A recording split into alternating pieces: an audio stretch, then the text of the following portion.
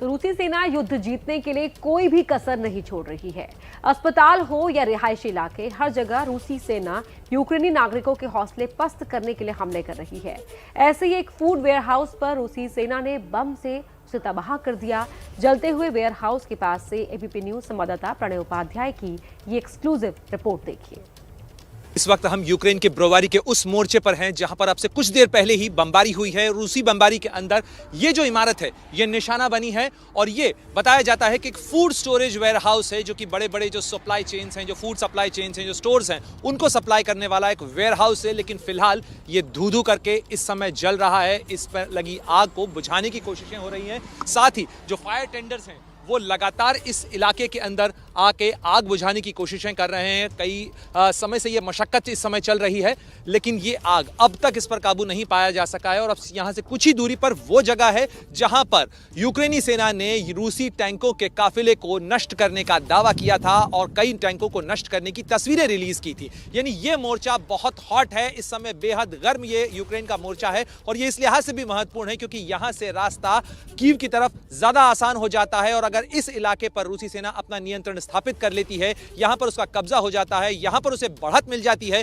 तो उसके बाद आगे का रास्ता, कीव तक का रास्ता उसके लिए बेहद आसान हो सकता है। और इसीलिए इसके हर मोर्चे के ऊपर काफी सख्त किलेबंदी इस समय की गई है। और यहां पर इस समय लड़ाई का मोर्चा बेहद तेज और बहुत बेहद गर्म है। और ये जो जलती हुई इमारत है ये इसकी निशानी कर देती है कि किस तरीके से यहां पर लड़ाई काफी इंटेंसिफाइड है।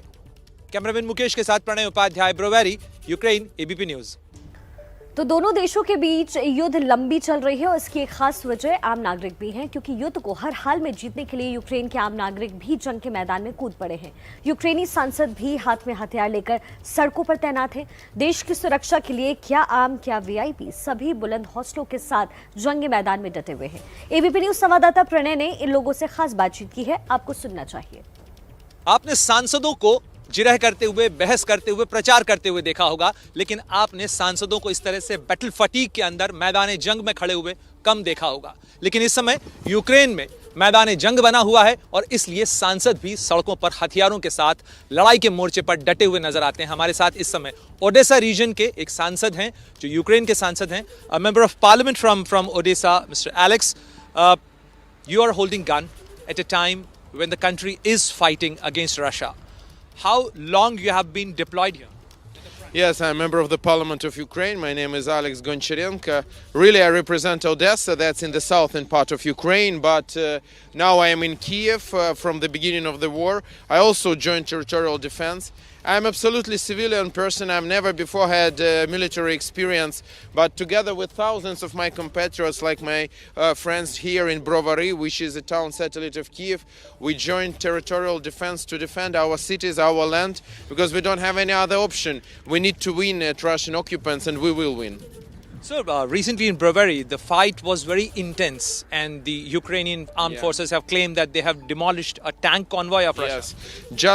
Yes, it was 2 days ago. The big tank convoy of Russian forces, elite regiment, was destroyed near Brovary, and one of the favorite Putin's officers, Colonel Zakharov, was killed there.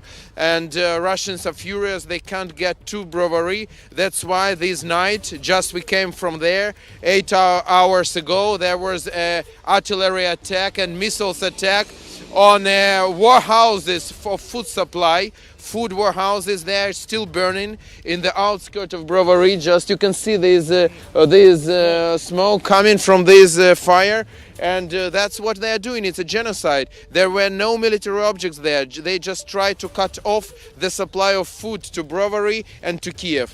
Can you please introduce your compatriots? Yes, that's my friends from territorial defense of Brovary. What's your name, sir? My name is Andrei. Andrei? Yeah. And, what were you before in your civilian form? In civil life, I was chief officer, operating officer in a marketing company. Okay. What's your name, sir? Andrei, no speak English. Okay. But you're also prepared in combat gears? Yeah. So कुछ इस तरीके से लोग हैं, सांसद हैं, जनता हथियारों में लेकर सड़कों पर इस तरीके से तैयार और मोर्चाबंदी के साथ नजर आती है। कैमरामैन मुकेश के साथ प्रणय उपाध्याय, ब्रोवारी, एबीपी न्यूज। तो रूस यूक्रेन युद्ध का आज 18वां दिन है और लगातार दोनों ही ओर से बमबारी जारी है। रूसी सेना के ब्रोवारी इलाके पर हमले की तस्वीरें भी आई हैं जो कीव के बहुत करीब हैं। एबीपी न्यूज संवाददाता प्रणय उपाध्याय ने ग्राउंड जीरो पर जाकर मैदान जंग का जायजा लिया।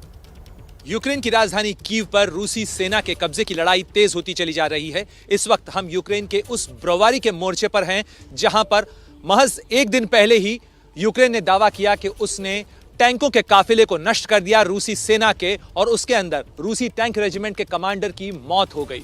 लेकिन लड़ाई और नुकसान दोनों तरफ से जारी है। ये इस वक्त जो आप वाहन देख रहे हैं ये यूक्रेनी सेना का बीएमपी है, यानी आर्मर्ड पर्सनल कैरियर है, और इस वाहन को भी जो नुकसान हुआ है वो तस्वीरों में देखा जा सकता है। लड़ाई बहुत इंटेंसिफाइड है इस पूरे इलाके के अंदर, क्योंकि ये इलाका बहुत महत्वपूर्ण हो जाता है, क्योंकि यहाँ से ये उत्तर पूर्व का इलाका है जो सीधा रास्ता कीव की तरफ जाता है, और ये रास्ता, ये मोर्चा जीत लेने के बाद रूसी सेना के लिए कीव तक का फासला बहुत कम हो जाएगा, आसान हो जाएगा।